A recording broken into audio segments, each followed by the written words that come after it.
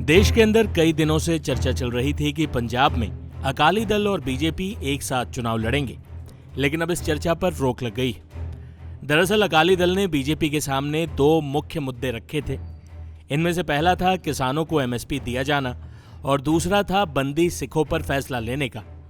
Jail में सजा पूरी होने के बावजूद बंदी सिखों की रिहाई की मांग अकाली दल लंबे समय से करता आ रहा है। पिछले करीब 1.5 महीने से पंजाब हरियाणा बॉर्डर पर किसान एमएसपी की मांग को लेकर प्रोटेस्ट कर रहे हैं और अकाली दल चाहता है कि इस मुद्दे का भी हल निकाला जाए।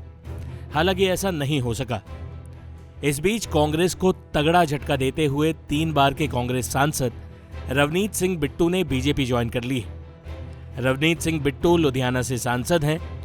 वो पूर्व मुख्यमंत्री बेअंत सिंह के पोते हैं, जिनकी खालिस्तानी आतंकियों ने हत्या कर दी थी। सुनिए बीजेपी में शामिल होने पर क्या बोले सांसद रवनीत सिंह बिट्टू। पार्टी को गलत ठहरा हूं ना किसी को, मेरा तो सिर्फ ये है पंजाब क्यों पीछे रहे।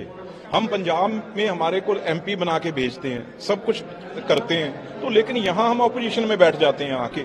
तो यही लोगों का मन था भी अगर हम वोट देते हैं आपको, आप पंजाब के लिए कुछ कीजिए, क्योंकि किसानों की समस्या है, मजदूरों की समस्या है। कोई आके यहाँ पे ऐसा लोगों के बीच में जो जीते हुए नुमाइंदे हों, वो अगर बात करेंगे प्राइम मिनिस्टर साहब से, एचएम साहब से, एग्रीकल्चर मिनिस्टर साहब से, इंडस्ट्री मिनिस्टर से, तो मसले हल होंगे। ये बात कोई पार्टी की नहीं है। बात अभी लोग चाह जब मोदी जी को रहे हैं, उनकी सरकार 10 साल से आगे भी आप सब जगह यही है भी मोदी जी बिल्कुल क्लियर मैंडेट से मेजोरिटी से वो आ रहे हैं, तो हम पंजाब वाले क्यों पीछे रहें? क्यों ना हम उस यज्ञ में अपना योगदान भी दें और उसमें से अपने पंजाब के लिए कुछ ना कुछ लेके जाएं। एमपी तो बना ही देते हैं, एमपी तो फिर बना देते हैं वो, लेकिन जो काम सरकार में होते हैं, जो गवर्नमेंट से काम किसी स्टेट के लिए किए जाते हैं, उसे प्रायोरिटी देके ये फैसला लिया गया है। बीजेपी ज्वाइन करने का क्या सिर्फ यही मोटिव है कि पीएम से लगातार बातें हो पाएगी, समन्वय बैठ पाएगा, या कोई नीतियां? मैंने जब भी कोई प्राइम मिनिस्टर साहब से, जहां हमारे होम मिनिस्टर साहब से जब भी कोई पंजाब के लिए बात की है, तो उन्होंने उसे हमेशा हाँ पक्की, हमेशा उसे पॉजिटिव तरीके से लिया है। और आगे भी मेरी ऐसा हमेशा उनसे बातचीत होती रही है कि पंजाब आगे कैसे लेके जाना है। हर थोड़ी है पंजाबी कोई गोलियां खाता रहेगा या पंजाबी डंडे खाता रहेगा।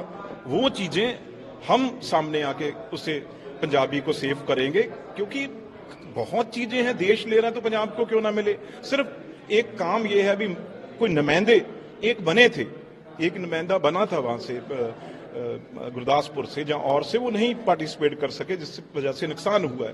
तो अब अच्छी तरह हम बीजेपी के वहां से एमपी जीत के आएंगे और पंजाब का बनता हुआ, क्योंकि बॉर्डर स्टेट है, देश को रक्षा करने वाली वो स्टेट है, तो उसका हक है जो वो यहां से लेके जाएंगे।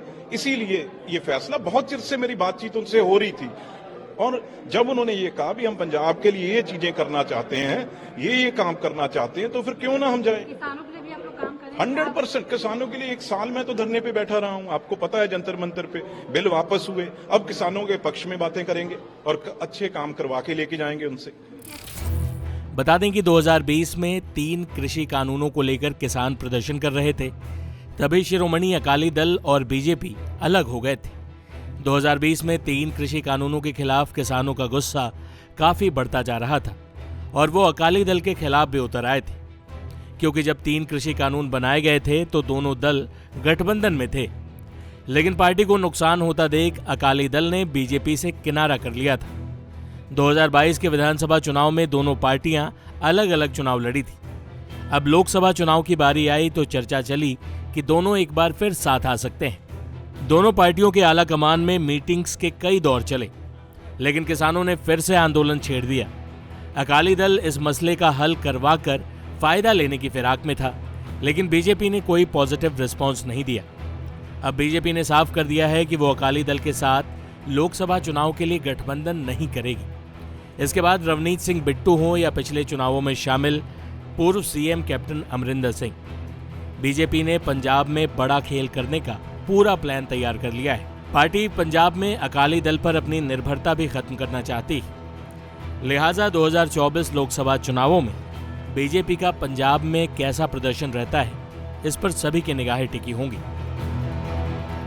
टाइम्स नाउ नव भारत डिजिटल की रिपोर्ट।